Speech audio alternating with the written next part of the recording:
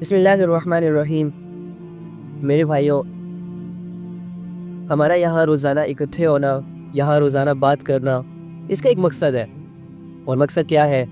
اللہ رب العزت نے ہم پر بے تحاشا نعمتیں کی۔ اللہ رب العزت نے ہمیں زندگی میں اتنی نعمتیں دی ہیں، اتنی نعمتیں دی ہیں کہ دینے کے بعد اللہ ہی کہتے ہیں کہ اگر تم میری نعمتوں کو گننا چاہو، شمار کرنا چاہو، کاؤنٹ کرنا چاہو، تو تم کبھی بھی نہیں کاؤنٹ کر سکتے، کبھی بھی نہیں گن سکتے۔ اور اللہ رب العزت انسان کو یہ نعمتیں کیوں دے رہا ہے؟ کیونکہ انسان سے اللہ کو محبت ہے۔ انسان کو اللہ رب العزت نے اشرف المخلوق بنایا، اس وجہ سے ساری مخلوقات سے زیادہ عزت اللہ رب العزت انسان نبی شمس کی کرتے ہیں۔ انسان کی ویلیو اپنے اللہ کے ہاں بہت بہت زیادہ ہے، لیکن انسان اپنے رب کو وہ ویلیو نہیں دے پاتا جیسے کہ رب کی ویلیو ہوتی ہے۔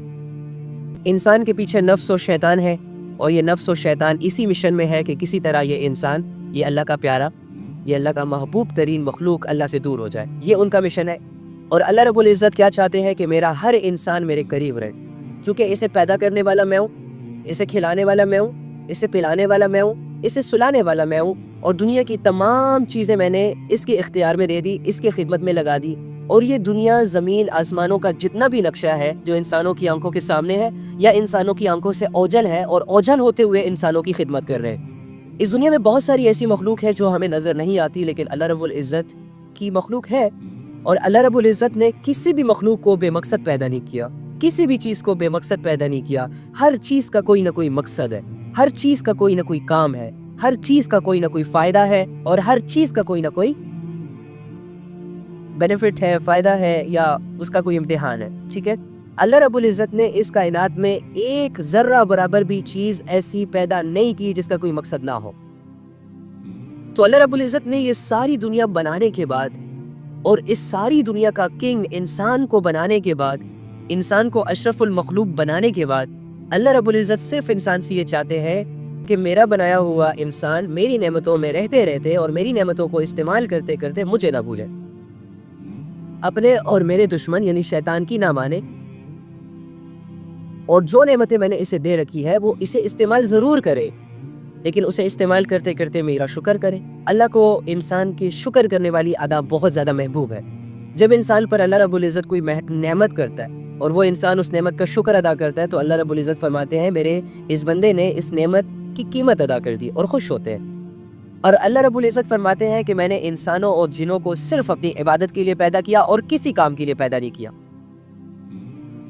ہر چیز کا کوئی نہ کوئی کام ہوتا ہے۔ دیکھو، آپ کے ہاتھ میں پکڑا ہوا موبائل، اس کا کوئی کام ہے۔ یہ آپ کو لوگوں سے کنیکٹ رکھتا ہے، یہ آپ کو سوشلائز کرتا ہے، یہ آپ کے علم میں، نالج میں اضافہ کرتا ہے، آپ کو دور کی خبریں منٹوں اور سیکنڈوں میں لا کر رکھ دیتا ہے آپ کے سامنے۔ اس موبائل کا ہماری زندگی میں آنے سے ہماری زندگی آسان ہو گئی، اور اب اگر یہ موبائل کام کرے گا تو ہم اس کو عزت دیں گے، ہم اس کو ویلیو دیں گے، ہم اس کی کیئر کریں گے، ہم اس کو سنبھالیں گے، ہم اس کو پروٹیکٹ کریں گے۔ لیکن جیسے ہی یہ موبائل خراب ہو گیا، جیسے ہی اس موبائل نے وہ کام کرنا بند کر دیے جو کہ اس کا کام ہے، تو اس موبائل کی ہماری نظروں میں کوئی قیمت نہیں رہے گی۔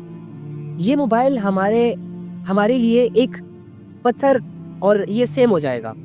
اسی طرح اگر ہماری زندگیوں میں گاڑی ہے، تو جب تک وہ گاڑی چل رہی ہے، گاڑی کا کام ہے چلنا، وہ ہماری زندگی کو آسان بنا رہی ہے، ہمیں میلوں کے سفر گھنٹوں میں طے کروا رہی ہے، ہمیں تھکنے سے بچا رہی ہے، اور اس کے ہونے سے ہمارا پروٹوکول بھی ظاہر ہوتا ہے، وہ ہماری عزت کے معیار کو بھی بڑھاتی ہے۔ اوکے؟ اب جب تک یہ گاڑی میرے کام کی ہے، تب تک میں اس کو ڈیلی بیسس پہ دھوؤں گا بھی، ڈیلی بیسس پہ اس کی سروس بھی کروں گا، اس کی ٹیوننگ بھی کروں گا، اسے پالش بھی کروں گا، اور اس کی بڑی کیئر کروں گا۔ لیکن جیسے ہی یہ گاڑی خراب ہوگی، یا جیسے ہی یہ گاڑی ٹوٹ جائے گی، پرانی ہو جائے گی، اور یہ سٹارٹ ہونا بھی بند کر دے گی، تو یہ گاڑی میری زندگی میں بے مقصد ہو گئی۔ اس کے بعد میں اس کی کیئر نہیں کروں گا، اس کے بعد مجھے اس گاڑی کی پرواہ نہیں ہوگی۔ کیوں؟ کیونکہ جس کام کے لیے یہ گاڑی تھی، وہ کام کرنا اس نے بند کر دیا۔ اب میں خود اپنے پیروں پر چلتا ہوں، گاڑی ہے لیکن سٹارٹ نہیں ہوتی، کیا فائدہ اسی گاڑی کا؟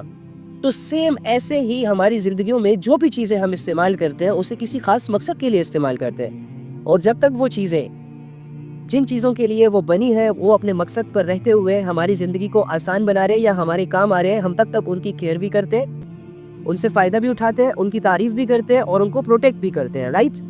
لیکن جیسے ہی وہ چیزیں خراب ہو جاتی ہے یا ہمارے استعمال سے ہٹ جاتی ہے، تو ہم ان کا استعمال کرنا بند کر دیتے ہیں اور ان چیزوں کی ہماری نظروں میں کوئی ویلیو باقی نہیں بچتی.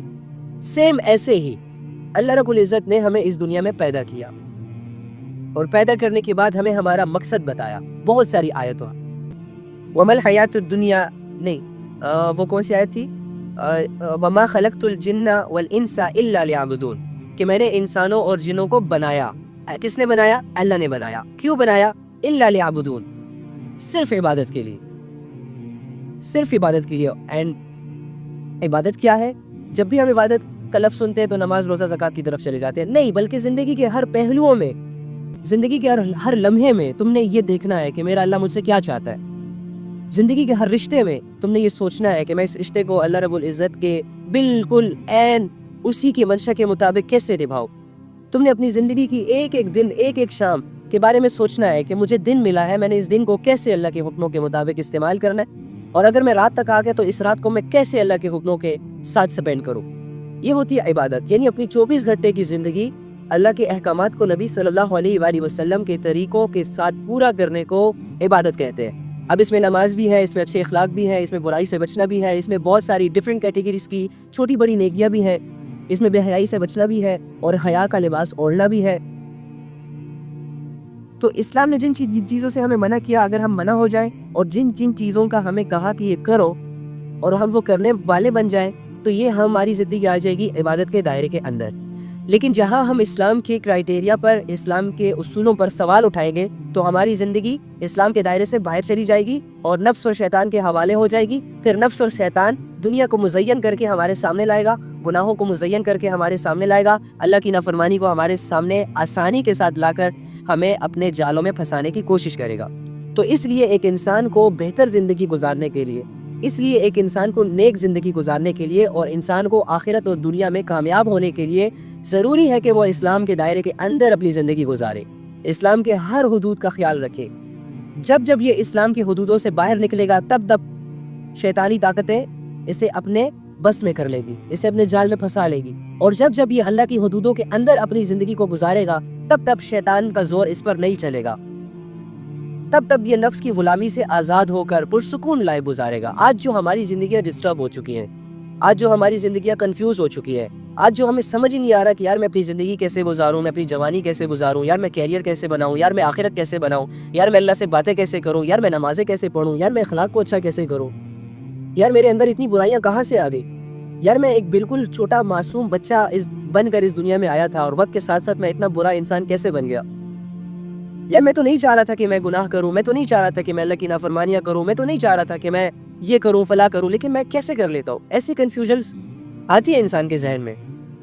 ہاں وہ الگ بات ہے جن کو گناہوں کی لت لگ جاتی ہے، جو گناہوں میں بہت زیادہ آگے چلے جاتے ہیں، ان کو پھر ایسے خیالات بھی نہیں آتے، وہ پھر خوش ہوتے ہیں اپنی لائف کو لے کر، کیونکہ ان کے سامنے یہ دنیا ہی سب کچھ ہو جاتی ہے. آپ کو پتہ ہے جب ایک انسان اللہ کی یاد سے غافل ہو جاتا ہے، جب وہ بالکل اللہ کو یاد نہیں کرتا اور 24 گھنٹے گزر جاتے ہیں اس کی زندگی میں، آپ کو پتہ ہے جب ایک انسان، ایک ایسا بدقسمت شخص جو اللہ کا رزق کھاتے کھاتے بھی اللہ کو یاد نہیں کرتا، جو اللہ کی چیزوں سے فائدہ اٹھاتے اٹھاتے بھی اللہ کو یاد نہیں کرتا، جو اللہ کی نیند سے جی بھر کے فائدے اٹھاتا ہے لیکن صبح اٹھتے ہی، صبح کی پہلی آنکھ جیسے ہی کھولتا ہے اور صبح کا سورج یہ جیسے اپنے سر پہ دیکھتا ہے تو اللہ کا شکر کرنا یہ بھول جاتا ہے. تو آپ کو پتہ ہے ایسے شخص کی کنڈیشن کیا ہوتی ہے؟ جو شخص اللہ کو بھول جاتا ہے، جو شخص اللہ کے بغیر اپنی زندگی کو گزار رہا ہوتا ہے، یقین کرے ایسا شخص دنیاوی اعتبار سے بہت کامیاب ہو جاتا ہے. آپ کو پتہ ہے جو دنیا کی محبت میں انوالو ہو جاتا ہے اور دنیا کو حاصل کرنے کی حسرتوں میں اللہ سے دعائیں کرنے لگتا ہے اور حلال حرام جائز ناجائز کو جج کیے بغیر دنیا کے پیچھے بھاگتا رہتا ہے، اللہ اسے دنیا دیتے ہیں. اگر کوئی شخص اپنی قیمتی نمازوں کو چھوڑ کر دنیا حاصل کر رہا ہے تو ظاہری سی بات ہے یہ خود کر رہا ہے نا اپنے لیے، تو اللہ تو مہربان ہے، قدردان ہے، وہ تو انسان کی کسی بھی خواہش کو ادھورا نہیں چھوڑتے. تو اگر انسان دنیا کی خواہش کرے گا تو کیا اللہ رب العزت اسے دنیا نہیں دے گا؟ دے گا دنیا. لیکن اس اصل کامیابی کس میں ہے؟ اصل کامیابی تو آخرت میں ہے.